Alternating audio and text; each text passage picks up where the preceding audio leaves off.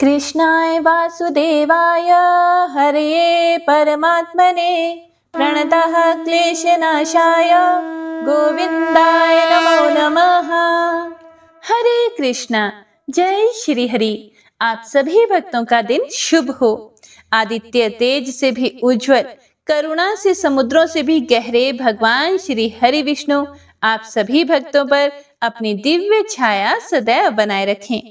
आज हम पौष मास के 17वें अध्याय में प्रवेश कर रहे हैं। यह अध्याय किसी उपदेश की तरह नहीं, बल्कि एक रहस्यमय दिव्य घटना की तरह खुलता है, जहां मन विस्मय से भर जाता है और हृदय में भक्ति की मधुर आंच जाग जाती है।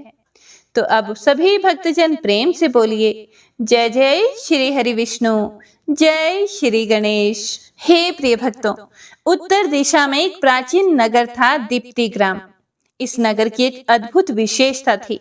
यहाँ हर घर के बाहर रात्रि में एक दीप अपने आप जल उठता था।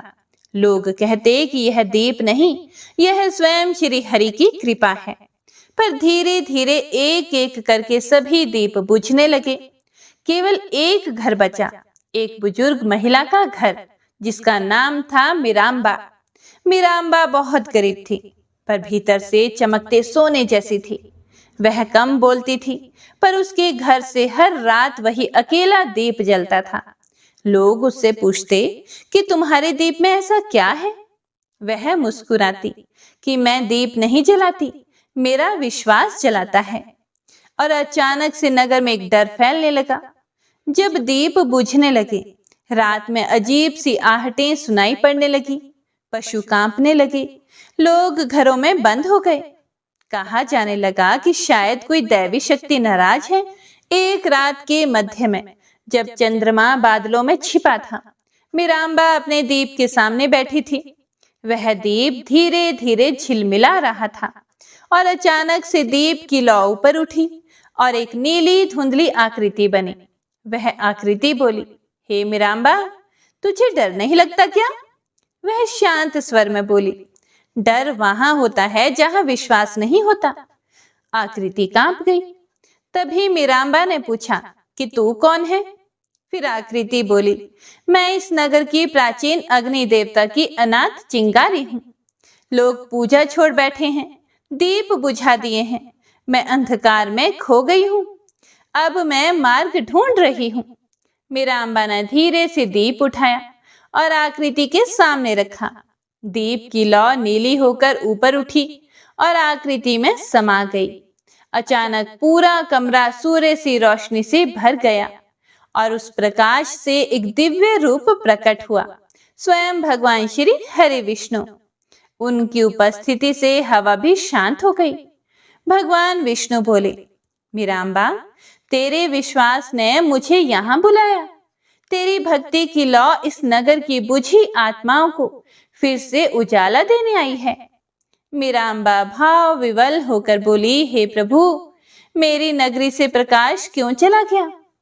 प्रभु बोले, क्योंकि लोग दीप तो जलाते थे, लेकिन मन में अंधकार रखते थे। जब दीप और मन एक साथ जलते हैं, तभी प्रकाश जीवित रहता है। फिर भगवान श्री हरि ने अपना हाथ उठाया। समूचे नगर में एक ही क्षण में हर घर का दीप स्वतः ही जल उठा। लोग नींद से जाग गए, आकाश स्वर्णिम हो उठा। भगवान विष्णु बोले, आज की यह पौष मास की 17वीं रात्रि तेरे दीप विश्वास के कारण निश्चित दीप पर्व कहलाएगी। जो भी इस कथा को सुनेगा, उसके घर का दीप कभी नहीं बुझेगा और उसके मन में भय का अंधकार कभी नहीं टिकेगा। इतना कहकर भगवान श्री हरि प्रकाश में विलीन हो गए। तो आज का संकल्प है कि एक छोटा सा दीप जरूर जलाएंगे। उसमें एक चुटकी चावल डालें, ओम नमो भगवते वासुदेवाय 21 बार जपें। किसी एक व्यक्ति के मन से भय दूर कीजिएगा और मिलकर बोलिए, निषिद्ध दीप के पालनहार श्री हरि नारायण की जय, पौष मास की जय। तो आइए अब सुनते हैं पौष मास महत्म में अध्याय 17। ओम नमो नारायणाय। त्रेता युग था। मिथिला देश के गंडकी नामक नगर में चक्रपाणि नामक एक धर्मात्मा राजा राज्य करता था। उसकी पत्नी अत्यंत सुंदरी और पतिव्रता स्त्री थी। राज्य में आय के स्रोतों की कमी नहीं थी। इसी कारण राजा तो सुखी से थे ही, प्रजा भी सभी प्रकार से निर्भय और निरोगी रहती थी। सदैव अपने राजा का जय जयकार करती रहती थी। लेकिन राजा की अधिक आयु होने पर भी उसके कोई संतान नहीं थी। उन्होंने नेक यज्ञ, दान, व्रत, अनुष्ठान आदि किए, लेकिन सभी निष्फल रहे और अंत में राजा ने वन में जाकर तपस्या करने का विचार किया। लेकिन एक समस्या सामने थी कि राज्य को किसके भरोसे छोड़ा जाए। बहुत सोच विचार करने पर भी इसका कोई समाधान दिखाई नहीं दिया। इसी अवसर पर वहां महर्षि शौनक का आगमन हुआ। राजा ने उनका बड़ा स्वागत सत्कार किया और ऋषि के प्रसन्न होने पर उन्होंने अपनी व्यथा सुनाई और फिर राज्य छोड़कर वन में जाने का विचार बनाया। यह सुनकर महर्षि ने राजा की बात पर कुछ देर गंभीरता से विचार किया और फिर महर्षि बोले, हे राजन, तुम्हें वन में जाने की कोई आवश्यकता नहीं है। तुम्हें पुत्र की प्राप्ति यहीं हो जाएगी। महर्षि की बात सुनकर राजा को बड़ी खुशी हुई। फिर राजा ने पूछा, पुत्र होगा तो कब? मेरी आयु ही बीती जा रही है। हे मुनिराज, मुझे सब कुछ स्पष्ट कहने की कृपा करें। फिर महर्षि शौनक जी ने कहा, हे राजन, तुम्हारे भाग्य में पुत्र योग तो है, लेकिन उसमें कोई संचित पाप बाधक बन रहा है। उस बाधा का निवारण करने के लिए तुम्हें भगवान भास्कर को प्रसन्न करना होगा। इसके पश्चात महर्षि ने राजा को सूर्य उपासना का विधान भी बताया और साथ ही बोले कि इसे अत्यंत श्रद्धा भक्ति सहित करने पर सूर्य भगवान की प्रसन्नता अवश्य प्राप्त होगी और फिर पुत्र प्राप्ति के रास्ते में कोई बाधा नहीं आएगी। इस व्रत का अनुष्ठान 1 मास तक करना होगा। नित्य प्रति किसी देवज्ञ ब्राह्मण को एक दुधारू गाय दी जाए और 1 लाख ब्राह्मणों को भोजन कराया जाए। अनुष्ठान पूर्ण होने पर सूर्य देव की पत्नी सहित 1 लाख नमस्कार करना भी आवश्यक है। इतना बताकर मुनि वहां से चले गए। राजा ने अपनी पत्नी के साथ सूर्य भगवान की उपासना करना शुरू कर दिया। अभी अनुष्ठान संपन्न नहीं हो पाया था कि एक दिन रानी उग्रा ने स्वप्न में सूर्य को अपने पति रूप में देखा और ब्रह्मचर्य खंडित कर बैठी। सुबह उठते ही उसने अपने स्वप्न की बात राजा को सुना दी। रानी के स्वप्न की बात सुनकर राजा को बड़ा आश्चर्य हुआ। फिर राजा रानी से बोले कि कोई बात नहीं, मन में किसी प्रकार का विकार आने से ऐसा होना संभव है, लेकिन मेरे मन में कोई विकार नहीं आया है, इसीलिए अनुष्ठान की सफलता तो निश्चित है। यह सुनकर रानी मौन हो गई, लेकिन रानी को लगा कि वह गर्भवती हो गई है और धीरे धीरे गर्भ बढ़ने भी लगा और जैसे जैसे गर्भ बढ़ा वैसे वैसे उसके शरीर का तापमान तीव्र होने लगा। शरीर में बढ़ती हुई उष्णता दाह का रूप लेने लगी और इसी कारण उनके लिए शीतल उपचारों की व्यवस्था हुई। तब भी गर्भ के कारण उत्पन्न हुई दाह को सहन करने में वे असमर्थ थी और अंत में प्राण संकट में जानकर रानी ने समुद्र तट पर जाकर उस गर्भ को असमय ही गिरा दिया। राजा ने यह बात सुनी तो वह दुख से भर गया, लेकिन अपनी पत्नी उग्रा की विवशता जानकर राजा कुछ बोल ना सके और उधर वह गिरा हुआ गर्भ नष्ट नहीं हुआ था। वह एक रौद्र रूप बालक के रूप में पड़ा हुआ रोने लगा। उसके रोने के स्वर से धरती आकाश कांप उठे। उस बालक के 3 नेत्र थे, मस्तक बहुत बड़ा और मुख कुरूप था, केश लाल वर्ण के थे तथा हाथ में त्रिशूल लिए वह उत्पन्न हुआ था। उसके कारण समुद्री जीव भी व्याकुल हो रहे थे। इसीलिए समुद्र स्वयं मानव रूप धारण करके और बालक को उठाकर महाराज चक्रपाणि के सामने उपस्थित हो गए। उन्होंने राजन से कहा कि वह बालक तुम्हारा पुत्र है। तुम्हारी रानी ने इसे मेरे तट पर छोड़ दिया था। इसके रोने से ही तीनों लोग कांप उठे हैं। हे राजन, देखिए बालक कितना तेजस्वी है, जिसकी ओर देखना भी बड़ा दुष्कर है। लीजिए और इसे संभालिए। बालक को प्राप्त करके राजा बड़े प्रसन्न हुए। रानी ने भी हर्षित मन से उसे गोद में लेकर स्तनपान करवाया। उसके नाम सिंधु, उग्रेक्षण और विप्रसादन रखे गए। वह शीघ्रता से वृद्धि को प्राप्त होने लगा। उग्रेक्षण स्वभाव का क्रूर, अहंकारी और अत्यंत बलवान था। बाल्यकाल में ही मनुष्यों से तो क्या, हाथियों से भी टक्कर लेने वाला था। उसने छोटी सी उम्र में ही ना जाने कितने हाथी आदि केवल एक मुक्के के प्रहार से ही धराशाही कर दिए। ना जाने कितने वृक्ष गिरा दिए। उसके प्रबल पराक्रम को देखकर उसकी माता को बड़ी खुशी होती थी और शीघ्र ही किशोरावस्था को प्राप्त उग्रेक्षण ने अपने माता पिता से एक दिन कहा कि मैं त्रिलोकी पर अधिकार करने के उद्देश्य से वन में रहकर तपस्या करना चाहता हूँ। इसीलिए मुझे ऐसा करने की आज्ञा दीजिए। माता पिता ने प्रसन्नता पूर्वक स्वीकृति दे दी। फिर उसने घोर वन में जाकर एक सरोवर के तट पर तपस्या करना शुरू कर दिया। वह भूखा प्यासा रहकर घोर तप करने लगा।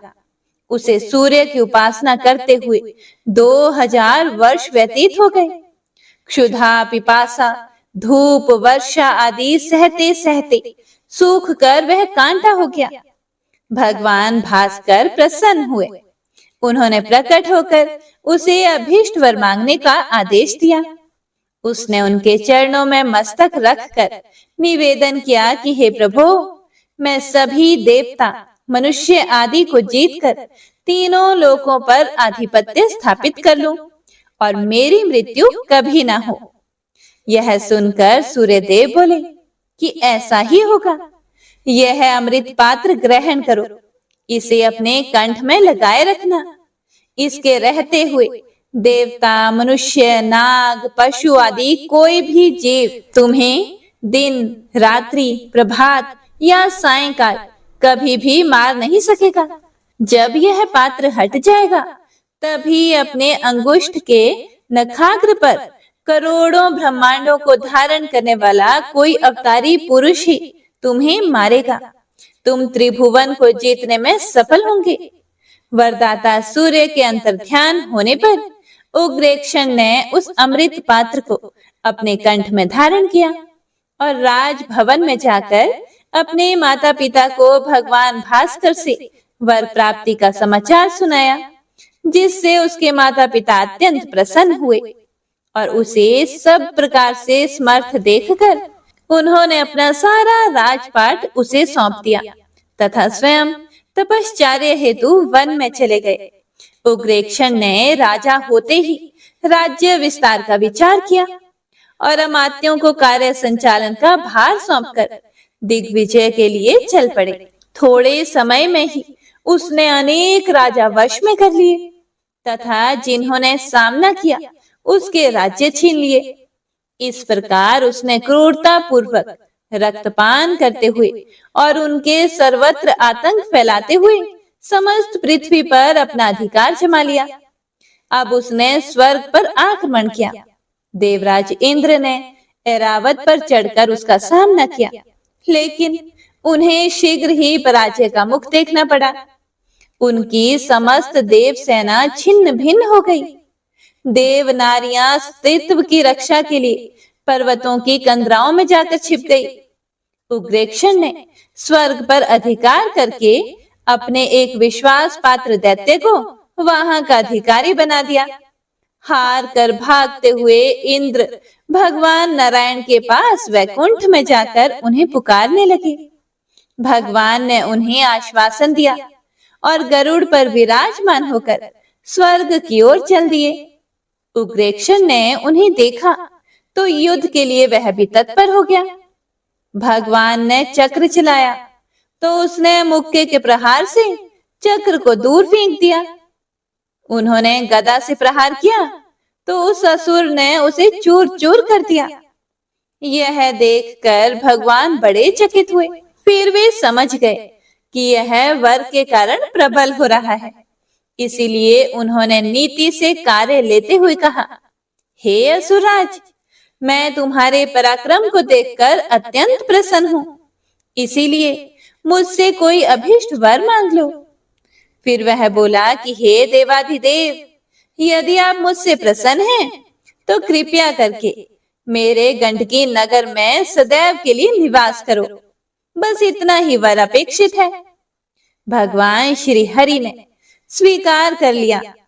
अब उसने वैकुंठ की व्यवस्था के लिए भी एक विश्वासी असुर की नियुक्ति की और भगवान को वह साथ लेकर अपनी राजधानी में आया और वहां पर सर्वोत्तम भवन में भगवान को ले जाकर उनसे कहा कि आप चाहें जिन देवताओं के सहित यहाँ सुख पूर्वक रह सकते हैं। भगवान वहीं रहने लगे। तब इंद्र आदि देवताओं ने उनसे कहा कि हे प्रभु, आप तो इस मर्त्य धाम में कारावास कर रहे हैं। हे जगदीश्वर, अब हमारा क्या होगा? रमानाथ ने हंसते हुए कहा, काल का उल्लंघन कोई नहीं कर सकता। उसी के प्रभाव से सब देहधारी उत्पन्न होते, वृद्धि को प्राप्त होते और मरते हैं। वही काल इस दैत्य का भी भक्षण कर लेगा, लेकिन धैर्य पूर्वक उस काल की प्रतीक्षा करनी होगी। कभी कभी उग्रेक्षण अपने माता पिता के पास जाकर अपनी विजय गाथा सुनाता रहता, जिससे उन्हें बड़ी प्रसन्नता होती थी और वे उसे आशीर्वाद प्रदान करते रहते। लेकिन हे प्रिय भक्तों, वे कभी भी यह नहीं पूछते थे कि वह शासन कैसे चलाता है, कहीं कोई अधर्म कार्य तो नहीं करता, प्रजाजनों को सुखी रखता है या नहीं, इत्यादि। अब उसने एक चरण और आगे बढ़ाया। उसने घोषणा की कि कोई भी व्यक्ति यज्ञ, दान, उपासना आदि ना करे। मंदिरों में स्थापित प्रतिमाएं हटाकर जल में डुबा दी जाए अथवा धरती में गहरी गाड़ दी जाए। उन प्रतिमाओं के स्थान पर उग्रेक्षण मूर्ति स्थापित करके उनका नित्य पूजन किया जाए। हे प्रिय भक्तों, राज भय से सभी को वही करना पड़ा जो विद्वान एवं धर्मज्ञ पुरुष, योगी, तपस्वी आदि उस प्रकार के अत्याचार को नहीं सहते थे, नगर छोड़कर जंगल में चले गए। सर्वग्र असुरों का जोर बढ़ गया। मांस, मदिरा सेवन, स्त्रीत्व नाश, चोरी, मिथ्या भाषण, छल कपट आदि की घटनाएं चारों तरफ होने लगी। इस प्रकार जहां देखो वहीं आसुरी कर्म ही दिखाई देते थे। उग्रेक्षण के अत्याचारों से पीड़ित हुए देवगण एक गुप्त स्थान पर बैठकर राक्षस गण के पराभव का उपाय सोचने लगे। उस समय देव गुरु बृहस्पति जी ने उपाय बताया कि आप सभी भगवान गजानन का पूजन करो। वे समस्त संकटों को नाश करने में समर्थ हैं। संसार के सर्ग, पालन और लय में वे ही परमात्मा का एकमात्र कारण है। इस दैत्य का विनाश भी वही कर सकते हैं। उन विघ्नेश्वर विनायक को माघ मास की चतुर्थी तिथि बहुत प्रिय है। उस दिन जो उनका पूजन करता है वही संकटों से मुक्त हो जाता है। देवताओं ने पूछा कि हे गुरुदेव, उनका पूजन किस प्रकार किया जाए? यदि आप पूरा बताने की कृपा करें तो हम वैसा ही करने को तत्पर हों। देवताओं की बात सुनकर बृहस्पति जी बोले कि अब माघ मास का आरंभ ही है। कृष्ण पक्ष के इस मंगलवार को ही चतुर्थी तिथि आ रही है। उसी दिन उनका षोडशोपचार पूजन करते हुए उनकी स्तुति करें तो वे करुणा सिंधु उस दैत्य को शीघ्र ही मार डालेंगे। तब तुम अपने पद को फिर से प्राप्त कर सकोगे। सूर्य गुरु के आदेश के अनुसार माघ कृष्ण चतुर्थी को देवताओं ने संकष्टी चतुर्थी का व्रत आरंभ किया। भगवान गणपति की प्रतिमा स्थापित करके षोडशोपचार पूजन करने के बाद भावपूर्ण हृदय से उनकी स्तुति की। हे दीनों के स्वामी, हे दया सिंधु, हे ज्ञान गम्य, आपको हमारा नमस्कार है। हे मायातीत, भक्तों के अभीष्ट पूर्ण करने वाले आपको बारंबार नमस्कार है। देवगणों की स्तुति से प्रसन्न हुए वरद विनायक भगवान प्रकट हुए। वे सिंह के समान प्रतीत होने वाले मूषक पर सवार एवं अद्भुत वस्त्राभूषणों से सुशोभित हो रहे थे। उन्होंने कहा, हे देवगणों, तुम्हारे द्वारा किए गए संकष्टी व्रत से मैं बहुत संतुष्ट हूँ। बोलो, क्या चाहते हो? वही वर मुझसे ले लो। यह सुनकर देवता बोले, हे प्रभु, हम निश्चय ही अत्यंत सौभाग्यशाली हैं, जो केवल इस व्रत के प्रभाव से ही आपके साक्षात दर्शन कर रहे हैं। हे नाथ, उग्रेक्षण नामक असुर राज ने हमारा राज्य छीन लिया है और भगवान श्री हरि विष्णु को कैद कर लिया है। हे दयालु, हम अपना खोया हुआ वैभव फिर से शीघ्र ही प्राप्त कर लें, ऐसी कृपा कीजिए। गणनायक ने उन्हें आश्वासन दिया कि देवताओं, मैं शीघ्र ही मयूरेश्वर नाम से अवतार धारण करके तुम्हारी कामनाएं पूर्ण करूंगा। उग्रेक्षण का विनाश शीघ्र ही समझो। ऐसा कहकर भगवान विनायक अंतर्ध्यान हो गए और इधर देवताओं के पराभव का समाचार मिलने पर भगवान शंकर, देवी पार्वती जी और 7 कोटि गणों के साथ कैलाश छोड़कर त्रिसंध्या क्षेत्र में निवास करने लगे। वहां दैत्यराज के भय से संत्रस्त हुए गौतम आदि अनेक ऋषि महर्षि पहले से ही निवास कर रहे थे। वहीं भगवान शंकर ने तपस्या करना शुरू कर दिया। हे प्रिय भक्तों, एक दिन समय प्राप्त होने पर देवी पार्वती ने अपने नाथ से पूछा, हे प्रभु, आप तो स्वयं ही सृष्टि, स्थिति एवं प्रलय के एकमात्र कारण हैं, फिर आप किसकी प्रसन्नता के लिए तपस्या कर रहे हैं? यह रहस्य मुझे बताने का कष्ट कीजिए। फिर भगवान शिव बोले, हे प्रिय, अनंत कर्म करने वाले जिन भगवान के प्रत्येक रोम में असंख्य ब्रह्मांड रहते हैं, वे समस्त गुणों के ईश्वर गुणेश ही मेरे आराध्य हैं। अनेक व्यक्ति उन्हीं गुणेश को गणेश भी कहते हैं। उनकी प्रसन्नता प्राप्ति के लिए तप करना आवश्यक होता है। एक दिन समय प्राप्त होने पर देवी पार्वती जी ने तपस्या की विधि पूछी, तो भगवान शिव ने उन्हें गणेश के एकाक्षरी मंत्र गंग का उपदेश कर उपासना की विधि बताई। तब गौरी भी प्रसन्न मन से भगवान शिव की आज्ञा लेकर तपस्या के लिए शेखनाद्री पर्वत पर गई। वहां उन्होंने 12 वर्ष तक घोर तप किया। तभी उन्होंने भगवान गणेश के दर्शन किए। उनका अद्भुत रूप था। 10 भुजाएं, गजवदन, मस्तक पर चंद्रमा, मध्य भाग में नारायण मुख, दक्षिण भाग में शिव मुख और वाम भाग में ब्रह्म मुख दिखाई देता था। वे शेष नाग और पद्मासन लगाए हुए विराजमान थे। उस गौर वर्ण प्रभु ने अपनी गंभीर वाणी में कहा, हे जगदीश्वरी, मैं आपकी तपस्या से अत्यंत प्रसन्न हूँ। आप अपना अभीष्ट वर मांगिए। देवी पार्वती ने प्रणाम करके कहा, हे प्रभु, आप प्रसन्न हैं, यही मैं चाहती हूँ। आपकी तुष्टि के अतिरिक्त अन्य कोई वर मुझे अभीष्ट नहीं है। आप मेरे पुत्र रूप में प्रकट होकर निरंतर दर्शन को प्राप्त करावें। एवं अस्तु।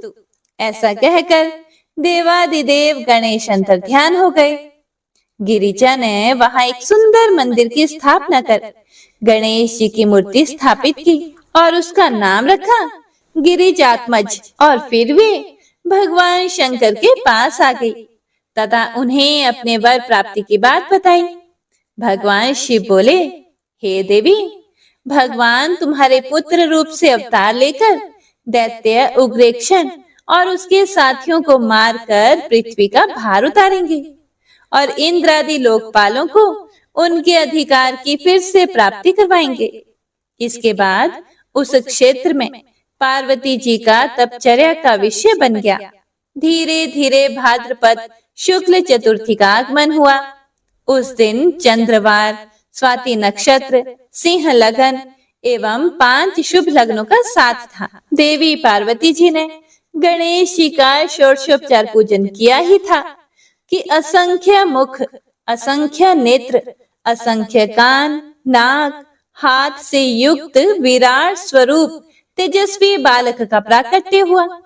उन्होंने गिरिजा से कहा, हे मातेश्वरी, मैं वही गणेश हूँ जिसकी आप निरंतर आराधना करती रहती हैं और अब आपके पुत्र रूप में मेरा प्राकट्य हुआ है।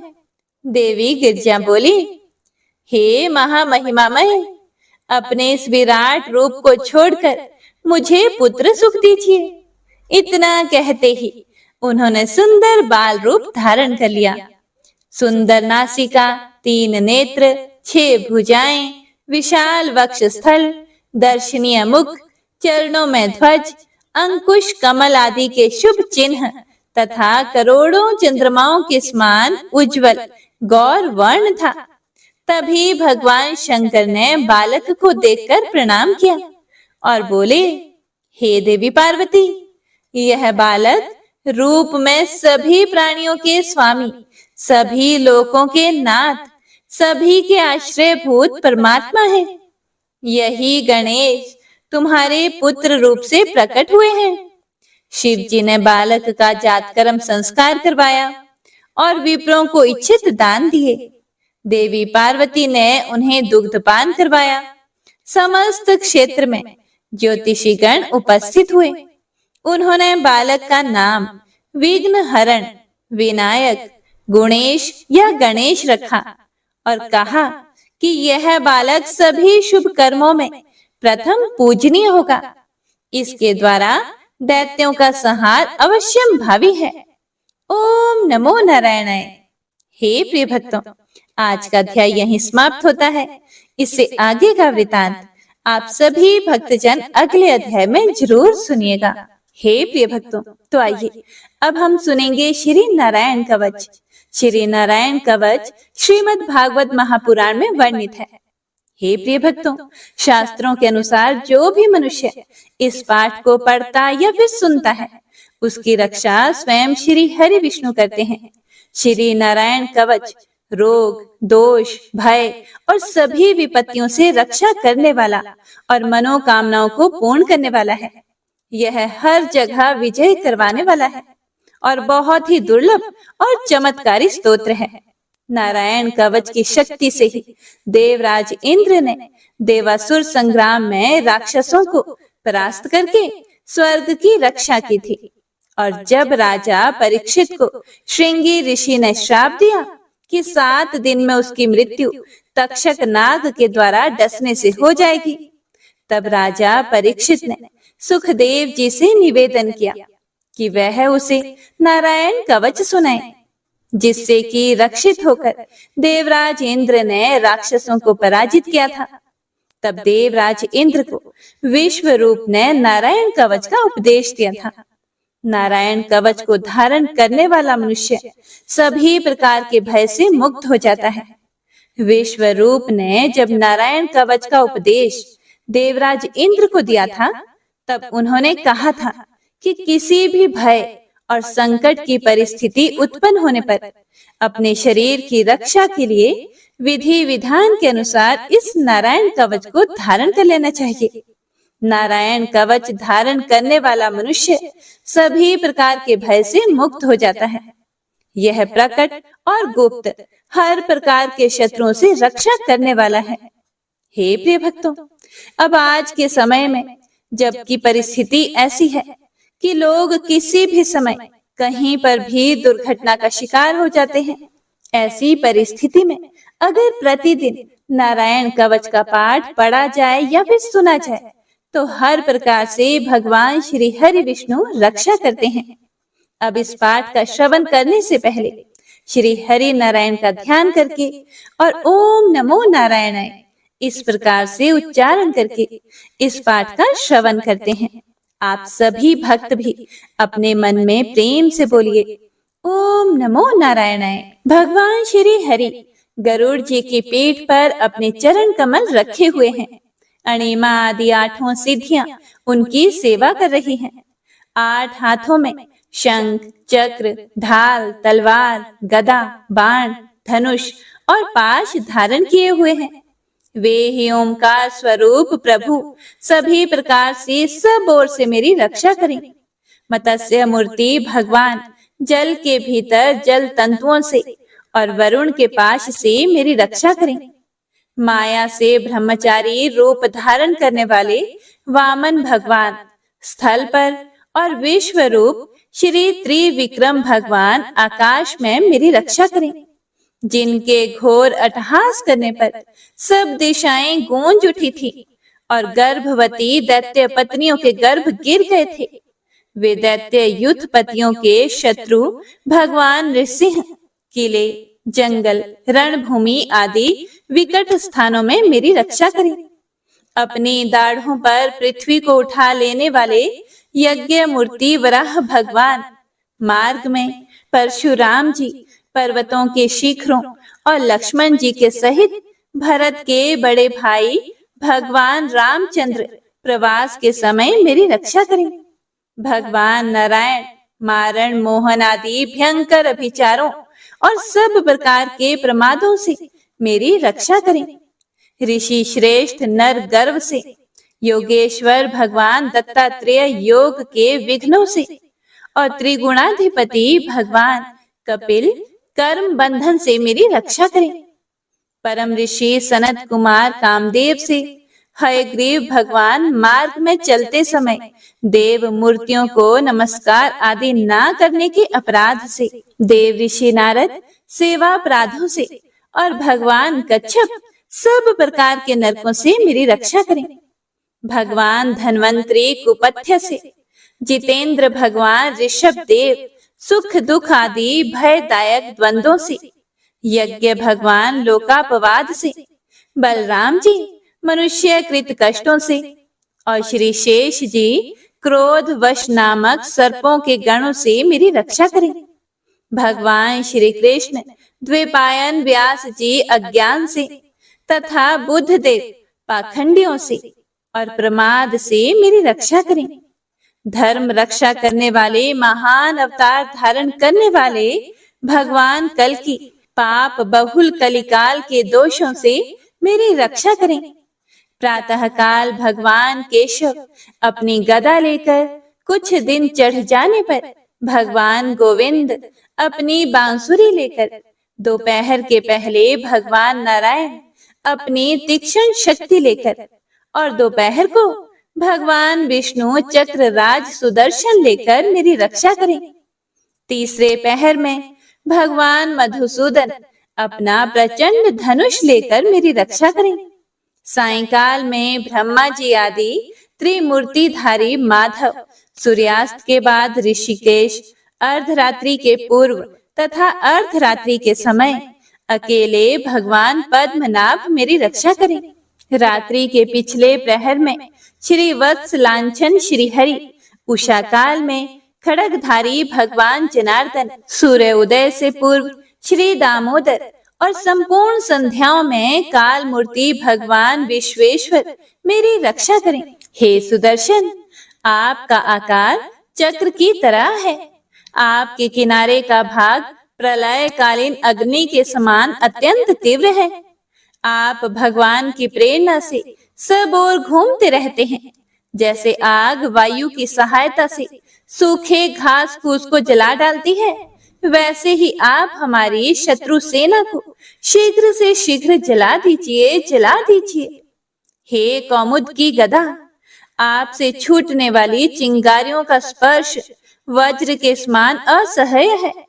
आप भगवान अजित की प्रिया हैं और मैं उनका सेवक हूँ। इसीलिए आप कुष्मांड, विनायक, यक्ष, राक्षस, भूत और प्रेत आदि ग्रहों को अभी कुचल डालिए तथा मेरे शत्रुओं को चूर चूर कर दीजिए। हे शंख श्रेष्ठ, आप भगवान श्री कृष्ण के फूंकने से भयंकर शब्द करके मेरे शत्रुओं का दिल दहला दीजिए एवं यातुधान, प्रमथ, प्रेत, मातृका, पिशाच तथा ब्रह्म राक्षस आदि भयावने प्राणियों को यहाँ से तुरंत भगा दीजिए।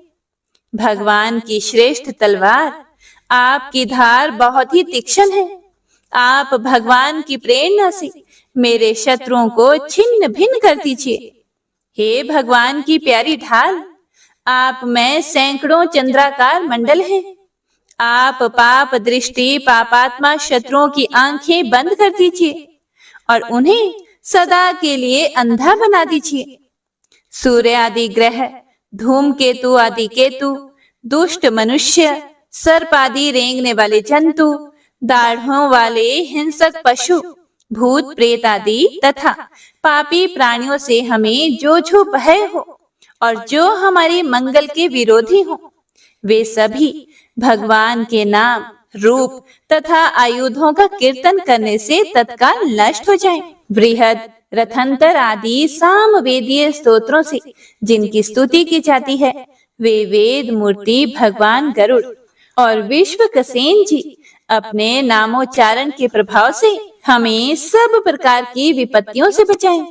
श्री हरि के नाम, रूप, वाहन, आयुध और श्रेष्ठ पार्षद हमारी बुद्धि, इंद्रिय, मन और प्राणों को सब प्रकार की आपत्तियों से बचाएं। जितना भी कार्य अथवा कारण रूप जगत है, वह वास्तव में भगवान ही है। इस सत्य के प्रभाव से हमारे सारे उपद्रव नष्ट हो जाएं। जो लोग ब्रह्मा और आत्मा की एकता का अनुभव कर चुके हैं, उनकी दृष्टि में भगवान का स्वरूप समस्त विकल्पों से रहित है, भेदों से रहित है। फिर भी वे अपनी माया शक्ति के द्वारा भूषण, आयुध और रूप नामक शक्तियों को धारण करते हैं। यह बात निश्चित रूप से सत्य है। इसी कारण सर्वज्ञ, सर्वव्यापक भगवान श्री हरि सदा सर्वत्र सब स्वरूपों से हमारी रक्षा करें। जो अपने भयंकर अट्टहास से सब लोगों के भय को भगा देते हैं और अपने तेज से सबका तेज ग्रस लेते हैं, वे भगवान नृसिंह दिशा विदिशा में नीचे, ऊपर, बाहर, भीतर सब ओर से हमारी रक्षा करें। हे देवराजेंद्र, मैंने तुम्हें यह नारायण कवच सुना दिया है। इस कवच से तुम अपने आप को सुरक्षित कर लो, बस फिर तुम अनायास ही सब दैत्य युद्धपतियों को जीत लोगे। इस नारायण कवच को धारण करने वाला पुरुष जिसको भी अपने नेत्रों से देख लेता है अथवा पैर से छू देता है, तत्काल समस्त भयों से वह मुक्त हो जाता है। और जो इस वैष्णवी विद्या को धारण कर लेता है, उसे राजा, डाकू, प्रेत, पिशाच आदि और बाघ आदि हिंसक जीवों से भी कभी किसी प्रकार का भय नहीं होता। हे देवराज, प्राचीन काल की बात है, एक कौशिक गोत्रीय ब्राह्मण ने इस विद्या को धारण करके योग धारणा से अपना शरीर मरुभूमि में त्याग दिया।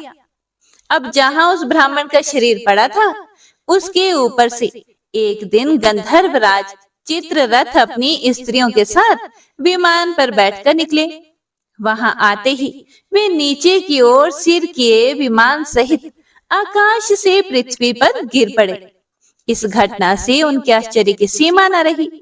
जब उन्हें बाल खिल्ले मुनियों ने बताया कि यह नारायण कवच धारण करने का प्रभाव है, तब उन्होंने उस ब्राह्मण देव की हड्डियों को ले जाकर पूर्व वाहिनी सरस्वती नदी में प्रवाहित कर दिया और फिर स्नान करके वे अपने लोक को चले गए।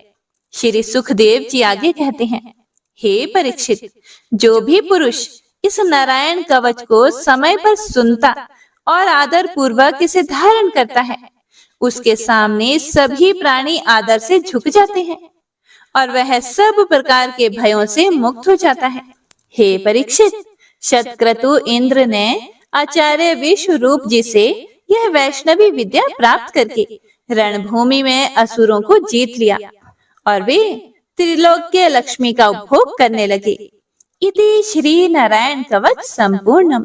जय गणपति सद्गुण सदन कविवर बदन कृपाल विघ्न हरण मंगल करण जय जय गिरिजालाल जय जय गिरिजालाल जय जय गिरिजालाल। जय जय जय गणपति गणराजो मंगल भरण करण शुभ काजो। जय गज बदन सदन सुखदाता विश्व विनायक बुद्धि विधाता। वक्रतुंड शुच शुंड सुहावन तिलक त्रिपुंड भाल मन भावन। राजित मणि मुक्त नूर माला स्वर्ण मुकुट शिर नयन विशाला। पुस्तक पाणि कुठार त्रिशूलम मोदक भोग सुगंधित फूलम। सुंदर पीतांबर तन साजित चरण पादुका मुनि मन राजित। धन शिव सुवन षडानन भ्राता गौरी ललन विश्व विधाता। रिद्धि सिद्धि तव चवर सुधारे मूषक वाहन सोहत द्वारे। कहूँ जन्म शुभ कथा तुम्हारी अति शुचि पावन मंगलकारी। एक समय गिरिराज कुमारी पुत्र हेतु तब किन्हो भारे। भयो यज्ञ जब पूर्ण अनुपा तब पहुँच्यो तुम धरि द्विज रूपा। अतिथि जानी कई गौरी सुखारी बहुविधि सेवा करी तुम्हारी। अति प्रसन्न हवै वर दिन्हा मातु पुत्र हित जो तप किन्हा। मिलहि पुत्र तुहि बुद्धि विशाला बिना गर्भ धारण यही काला। गणनायक गुण ज्ञान निधाना पूजित प्रथम रूप भगवाना। अस कहि अंतर्धान रूप वही पलना पर बालक स्वरूप वही। बनी शिशु रुदन जब ही तुम ठाना। लखी मुख सुख नहीं गौरी समाना। सकल मगन सुख मंगल गावही। नभते सूरन सुमन वर्षावही। शंभु माँ बहुदान लुटावही। सुर मुनि जन सुत देखन आवही।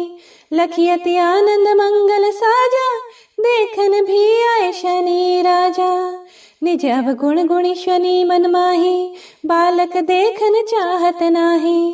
गिरजा कछु मन भेद बढ़ायो उत्सव मोर न शनि तुहि भायो।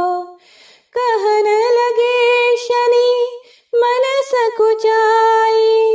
का करि हऊ शिशु मोहि दिखाई। नहीं विश्वास उमा और भयऊ। शनि सो बालक देखन कहयो। पड़ते ही शनि दृग कोण प्रकाशा। बालक सिर उड़ गयो आकाशा। गिरजा गिरी विकल वही धरणी सो दुख तशा गयो नहीं वरणी। हाहाकार मचयो कैलाशा। शनि किन्ह्यो लखी सुत का नाशा। तुरत गरुड़ चढ़ी विष्णु सिधाए काटि चक्र सो कच शिर लाए। बालक के धड़ ऊपर धार्यो प्राण मंत्र पढ़ी शंकर डार्यो। नाम गणेश शंभु तब कीन्हे। प्रथम पूज्य बुद्धि निधि वर दीन्हे। बुद्धि परीक्षा जब शिव किन्हा पृथ्वी कर प्रदक्षिणा लेन्हा। चले षडानन भरमि भुलाए रचे बैठ तुम बुद्धि उपाय। चरण मातु पितु के धर लिन्हे तिनके साथ प्रदक्षिण किन्हे। धनी गणेश कहि शिव ही हर्षे नभते सुरन सुमन बहु बरसे।